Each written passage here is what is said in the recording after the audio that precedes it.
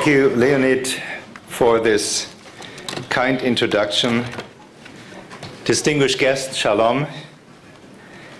Thank you for inviting me here to be with you to celebrate this landmark law, 20 years of Patient Rights Act in Israel.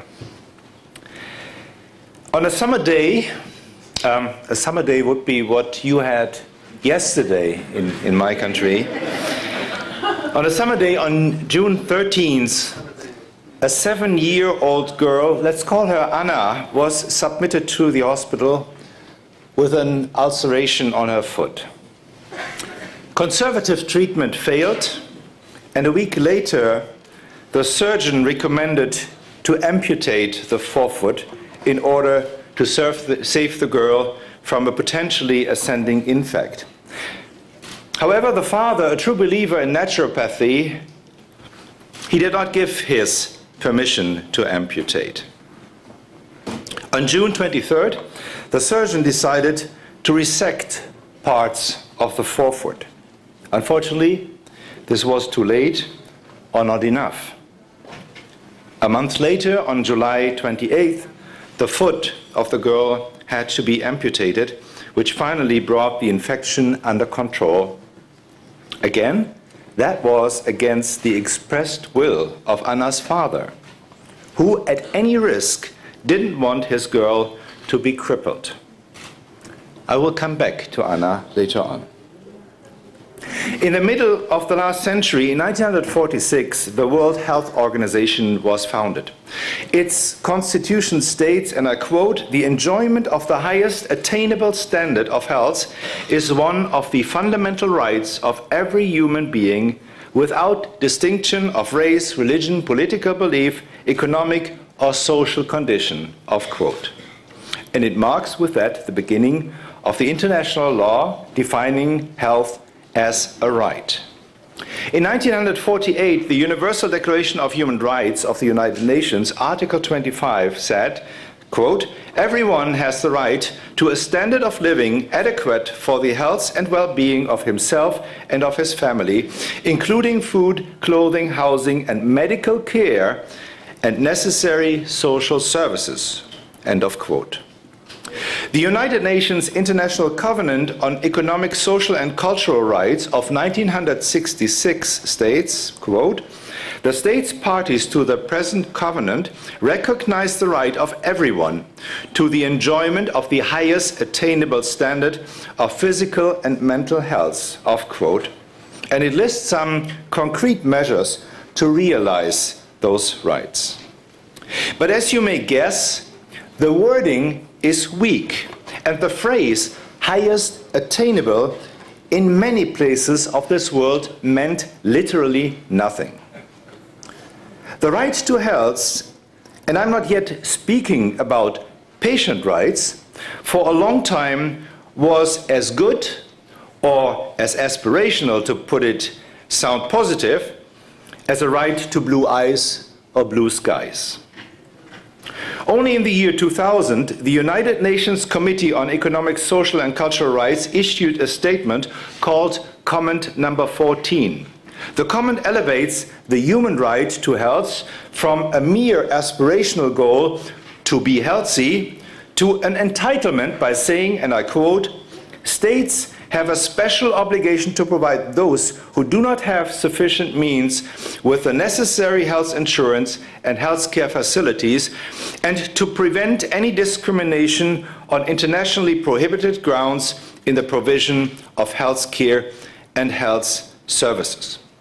Now, you may think at this point we have arrived at the discussion of patient rights. Well, yes and no.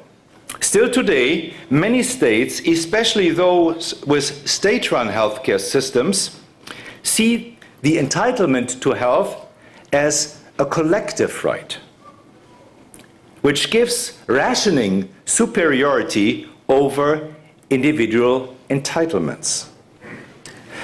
Parallel to this development, the World Medical Association, since 1947, developed a systematics on ethical obligations, or the professional deontology, which more clearly describes the physician's role versus the rights of the individual patient.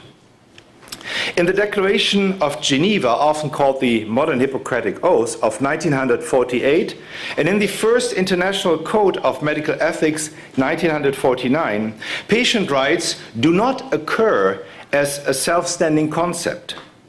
They are rather the result of a matrix of physician obligations to patients. In 1964, with the Declaration on Helsinki as a first international document setting the rules for medical experiments with humans, the informed consent becomes the strong tool to protect patient autonomy. First, this was meant to protect patients against the unwarranted inclusion in experimentation. Later, it became the generally accepted standard for the agreement to be medically treated. 11 years later, in 1975, with the Declaration of Tokyo, the World Medical Association demanded the physicians of the world to stay away from torture and degrading treatment. Unfortunately, a demand that has not lost its timeliness even in our days. Just think of the force-feeding of hunger strikers, which for more than 40 years now is clearly deemed as being unethical. In 1981, the World Medical Association started wording a first declaration on patient rights. The Declaration of Lisbon turned the paradigm of health as an aspirational aim to an individual right of each and any person. First, a rather short document, it got more detailed and descriptive in 1995, listing various rights, including the right to appropriate medical care of good quality without discrimination, freedom of choice, dignity, and self-determination, the right to information as well as the right not to know, the right to confidentiality, the right to religious assistance. And all of this, it should restrict treatment against the free will of the patient. At that time, a number of countries had already developed similar sets of rights, not necessarily called patient rights, but de facto they existed. The World Medical Association brought them together in this first international declaration. But to understand patient rights and again the relation of health professionals to them, it is important to be clear about what patients are. Especially during the 1990s in the last century, the notion started that patients are customers. Now, some prefer the word clients. Sounds more elaborate and elegant, but it's nothing else but the French word for customer. It is undeniable that in any relationship where one pays money for a service, there is an aspect or an expectation that classifies one party as a customer and the other as a provider or vendor. But transferring this paradigm as a description for the patient-physician relationship falls dangerously short of reality. Between patients and physicians, there usually is a severe imbalance of information which limits the ability of the patient to have the sovereignty necessary to be an equal partner striking a deal. And even worse, as the Latin word says, patients are suffering from some condition, illness, or injury, which often limits their degrees of freedom, if not incapacitates them. The assumption of a patient as a customer being able to strike a deal is, as an expression of his or her buyer autonomy, is unreal, at least, and especially if the patient is really ill. Of course, describing this uneven relationship nowadays is usually being disqualified as paternalistic, and it may not be politically correct. However, it has the nice and distinct advantage of being true. The ability of a sick or injured person acting as a competent and freely deciding customer in healthcare is extremely limited, but exactly that would be necessary to have a balanced customer-vendor relationship. Respecting the patient's autonomy does not mean to see him or her as a purchaser of services, but rather as a partner seeking the support and guidance by a physician, ideally to reach a state where a full autonomous decision can be taken. This state sometimes is being reached in a moment, sometimes it will take months, and sometimes it is unachievable. Think of demented persons or children. And sometimes it is even not desired. I regularly have this situation with my dentist. Some economists and some politicians try to circumvent the reality by calling patients healthcare consumers. But that is even worse. I quote, "How did it become normal, or for that matter even acceptable, to refer medical patients as consumers?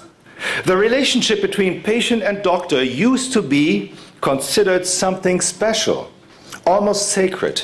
Now politicians and supposed reformers talk about the act of receiving care as if it were no different from a commercial transaction like buying a car. And their only complaint is that it is not commercial enough." Off quote. This question has not been raised by a medical doctor. It has been raised by Paul Krugman, economist himself. And he concludes, I quote again, "The idea that all this can be reduced to money, that doctors are just providers selling services to healthcare consumers is, well, sickening. And the prevalence of this kind of language is a sign that something has gone very wrong, not just with this discussion, but with our society's values." Paul Krugman. Well, astonishing enough, patients are patients. But actually this does not hinder any hospital or any clinic to extend courtesy and friendliness to them as if they were customers. The need of patient requires our caring. Their special situation requires our ethical behavior. But the ethical behavior of doctors, nurses, and other health professionals would not be enough to protect this relationship. The autonomy of patients, as I said, is often limited to be executed. Self-determination, but even more human dignity, require protection and assistance. In situations of helplessness, pain, and despair, protecting the dignity of the person and enabling the self-determination are eminent challenges to our profession. Other than a merchant or a vendor, we are not allowed to strike a deal in our favor because we are cleverer or in a favored position. In those moments, we are the guarantors of patient rights and have to put their interest before ours. In a free market, this would be ruinous. Regulation has to be in place to protect the weak against the strong, the ill against the healthy. Commercial decisions in a consumer market regularly will go against patient interest. If doctors have to follow an economic dictate, and unfortunately that is more and more the case, decisions are being taken in favor of profits and not in favor of health. The strongest safeguards against such undue influence are professional autonomy and clinical independence. The protection of patient rights becomes a pure illusion if physicians have to take decisions dictated by profit margins. The clinical independence and the professional autonomy are not God-given privileges of those in white coats. They are derivatives of patient rights.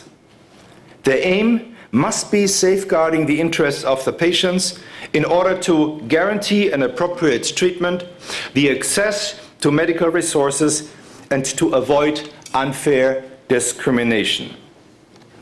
The current attempts of some governments, but also some healthcare organizations, to invade or to reverse the professional autonomy of physicians has not been taken notice of enough by patient organizations. The patients have to ask themselves the question whether they want to have a doctor who is bound by his professional ethical code or by financially motivated decisions by others, be it the government or commercially driven organizations. While on the individual level, the professional autonomy safeguards the patient-physician relationship, on the organizational level, this is reflected in the medical ethics and the self-governing structures providing these ethics. But patient rights also have limits. The rights of patients, like other individual rights, are limited as any other rights are. The most obvious limitation is the one of limited resources. Whether those are natural limit, think of organs, or artificial limits, at one point several patients or persons compete for the same resources. While in situations of distributing welfare, we usually apply the principle of proximity. We serve those next to us in our communities first. The rationing of medical care, however, is bound to medical need and not affiliation of any kind. Traditionally, this model comprises a product of medical need and the likelihood to benefit from treatment, and more recently, it is often combined with a measure of efficacy considering the cost of treatment. But patient rights can also be limited in competition with the rights of the physician. First, there is no right of a patient to demand treatment from a specific physician, at least as long as alternatives are available. In principle, and that may be altered by contracts, of course, a physician has the right to refuse treatment if not an emergency situation forces him to act immediately. This may happen because the physician has lost the trustfulness relationship with his or her patient. It may be because the physician is overworked, or simply for reasons the physician will not declare. Again, this of course is only feasible when there is no emergency situation and the patient can be treated otherwise. The Declaration of Geneva and the International Code of Medical Ethics demand from the physician to exercise his or her profession with conscience. That, of course, is meaningless if a conscientious objection is impossible. No physician must be forced to exercise activities that either are being deemed to be unethical altogether, like the participation in capital or corporal punishment or the force feeding of prisoners, or to perform services he morally cannot subscribe to. In essence, physicians do not surrender their human rights when becoming a physician. And not to be coerced to provide certain treatments is a matter of dignity and integrity for the physician as a person.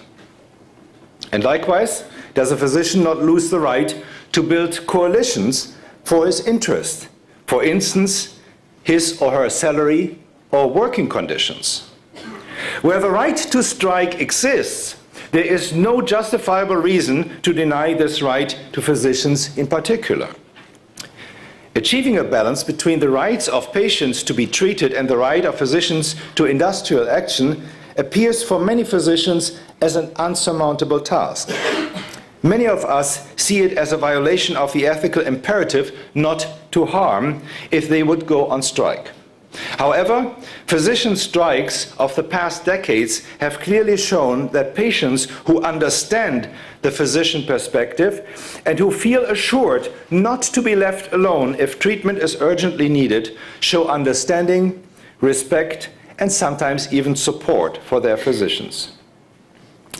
Such successful strikes have either concentrated on administrative tasks in hospitals or clinics, targeting financial streams for the owner of the hospital, or they have strictly ensured that while truly elective treatments were postponed, emergency and pressing treatments were properly and timely rendered. And while most of my colleagues would agree with me that physician strikes are a method of last resort, they are not principally excluded for ethical reasons as long as this does not put harm to the patients. Let me summarize. Patient rights should be meaningful, must include an individual right to effective and timely treatment that is medically needed and wanted by the patient. Those rights should also include or enable the freedom of choice, dignity and self-determination, the right to information as well as the right not to know, the right to confidentiality, and the right to religious assistance. Second, patient rights are not to be confused with consumer rights. Patient rights extend far beyond that concept. Patients are not simply customers, and doctors are not simply service providers. Third, protecting patient rights requires doctors to have the necessary professional autonomy, allowing them to put their patient first and not the financial interest of any other party, including themselves. That doesn't deny the obligation to save and to share resources, but it does not allow to put financial interests first. Fourth, a solid self-governing structure is necessary to provide the ethical and professional framework guiding the behavior of the physicians, ideally leading a patient by shared decision-making to finally a self-determined process if the patient wishes to do so. And fifth, patient rights have limits. They may be limited by the competing rights of other patients, society, but also by the rights of their physicians. Patient rights to an effective medical treatment do not automatically force obligations on other individuals, except serious danger or suffering is imminent. Now, let us go back to Anna, the little girl in the hospital. Anna had bone tuberculosis. The surgery she got, the amputation of her foot, most likely saved her life. Nevertheless, her father sued against the physician because the amputation was done against his will. A year after the amputation, the national court stated, "The fact that somebody, according to his conviction or the judgment of his peers, has the ability to understand the real interest of his nearest better than he or her himself, does not give that person the legal right to exercise force and to use the other person's body for well-meant treatment attempts." Off quote. This was the Imperial Court of Germany, May 31st, 1894. More than 120 years later, we are still learning. Thank you very much.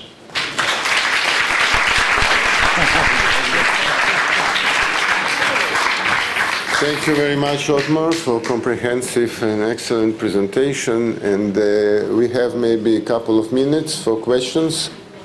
Please. את יכולה לשאול באנגלית או בעברית? Thank you for a wonderful lecture. I wanted to ask if there are other countries, because we have a lot of debate in Israel about the fact that we need this Bill of Rights for the people. It's maybe a show of our behavior which is not very flattering to us physicians. Are there any other places in the world that have this kind of laws instituted, or just a call to the physician, or something less prominent than a law?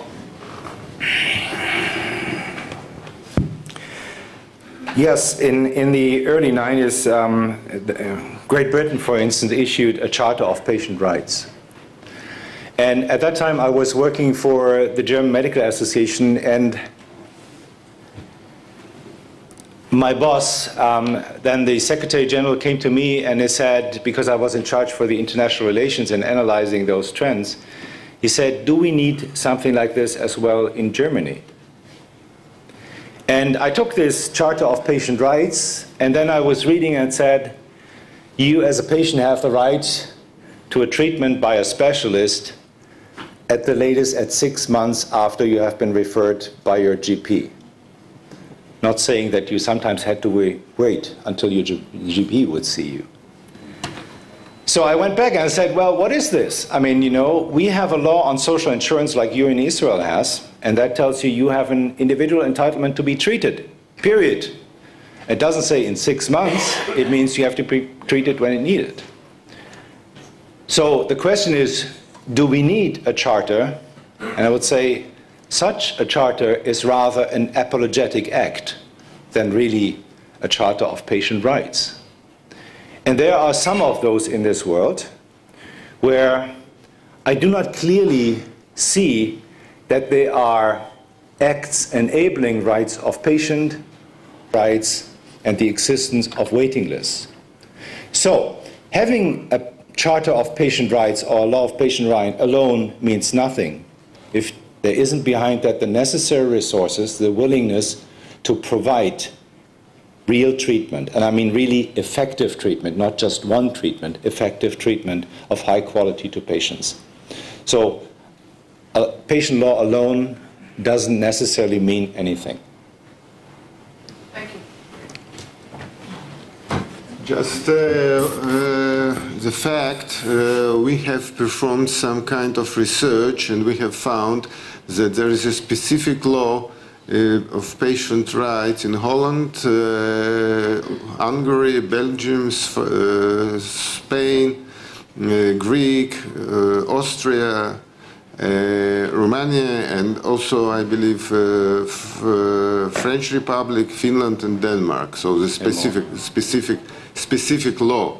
In some other countries, there are some kinds of legislation, not a specific law of patient rights. More questions? Thank you very much, Ottmar. Thank you. Thank you. Diana? Could you please comment about the... Thank you.